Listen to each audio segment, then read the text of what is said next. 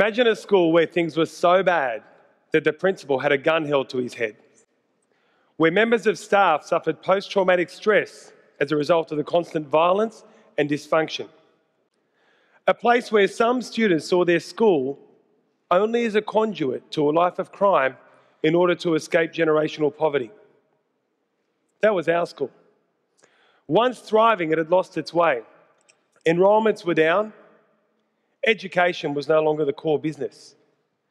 Visitors were greeted with barbed wire fencing and bars on windows. There was an anger in the school that simmered just beneath the surface, and a clear us and them mentality separated teachers and the students. I'll never forget my first day there. Within an hour, I was dealing with a fight.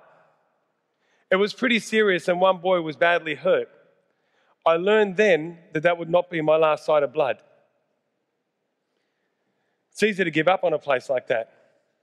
You can always blame the community. You can always blame the kids. You can always blame the system. But you can't. Because where there's a heartbeat, there's life. And so 8 years on, and our school is almost unrecognisable. Enrolments have almost doubled. Gone is the barbed wire and the bars. So too the violence and the apathy towards education. It's been replaced with a can-do attitude and a deep-seated belief that our school, once a last resort, is now a great school. We've got a waiting list of teachers. Our community dinner, which started with 50 people in attendance, now has over 600. Our students line up for leadership positions, and our boys, well, they wear their uniform with great pride. They want to be at this school. Every morning, the deputy principals and I greet the students at the front gate.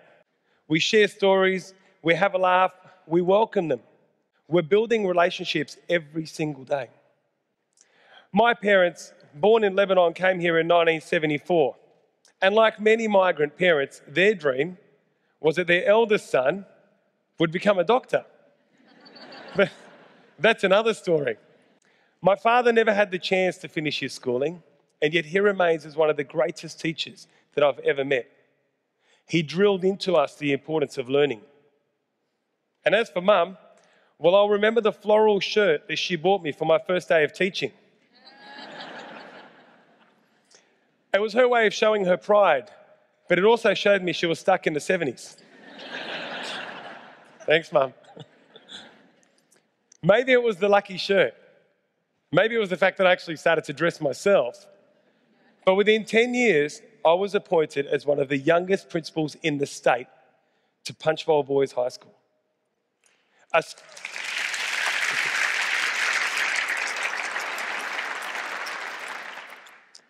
A school where too many people had given up on.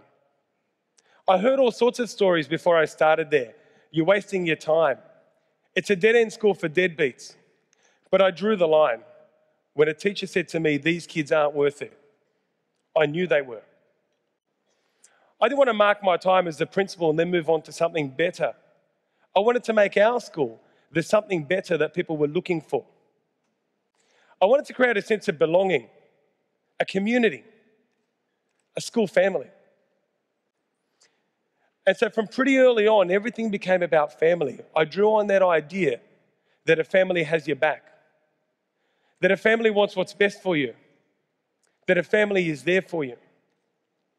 The school had been missing a heart, and in creating a sense of family, we not only found our heart, but we developed our soul.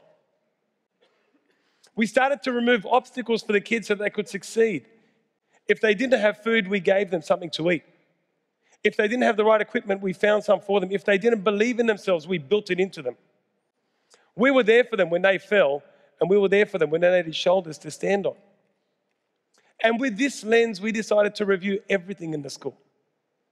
From the things that we were offering, subjects we were offering, through to the quality of our teaching, even down to the food that we were selling in the canteen.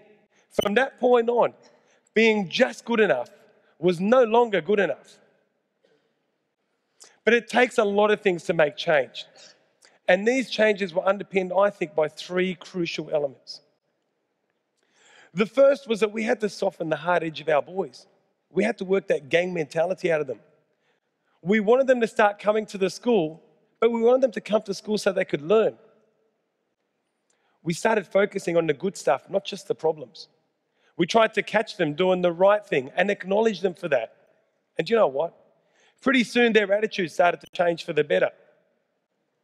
We had more bums on seats and a greater effort in the classroom. Most significantly, the boys had no excuse no longer to succeed. The second crucial element was in empowering our amazing staff. They are the heart and the soul that turned our vision into reality. I didn't want staff who felt like they were just being there as some sort of community service. Today, it's the norm for our staff to be at school outside of regular hours. Whether they're helping the kids with additional work, running sports programs, mentoring, career guidance, or even doing some maintenance in the school that we can't afford.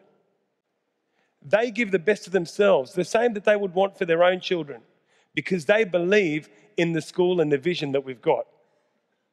They are resilient. They are inspiring. And yep, you guessed it, we're family, we're not just colleagues.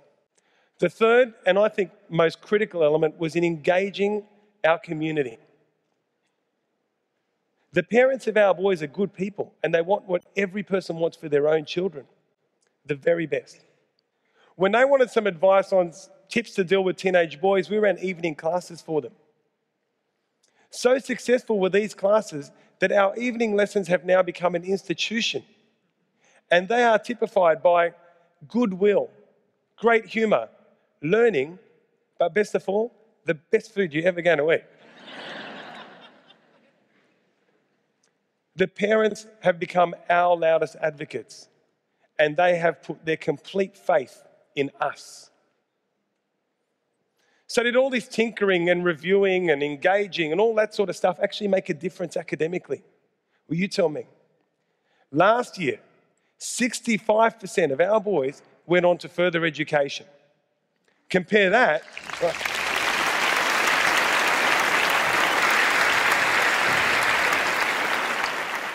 Compare that to just 30% 8 years ago.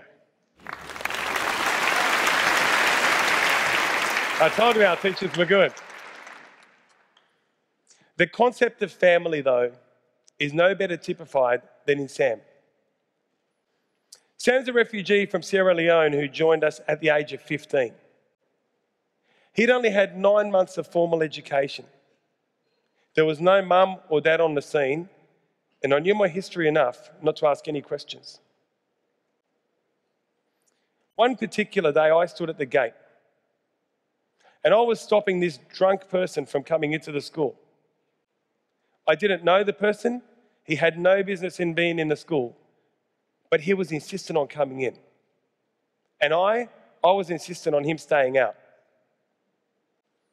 Out of nowhere, Sam materialised beside me. He'd sensed that something was wrong, and he wanted to protect me. He had my back. Once the situation resolved itself peacefully, I actually asked Sam, have you ever been in a fight? He said that he hadn't. And at that moment, I knew exactly what he was doing. He was repaying us for the kindness, for the compassion, and for the love that he'd received from his new family.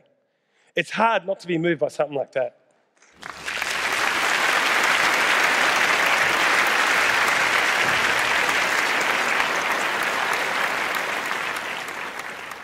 In softening the boys, though, I almost lost my 2 deputy principals. And they're more like a brother and a sister to me than a deputy. Recently, they both handed me together an envelope with their resignation attached. They said that the school was not what they'd signed up for and that they needed to move on. They'd been prepared, and they had in the past dealt with fights, swearing, carrying on, and misbehaviour. But they were not prepared or even equipped to deal with the latest problem. They'd just come back from solving an argument between 2 boys, which in itself is nothing unusual. except for the fact that the two boys, they were arguing over the choice of hand cream to use.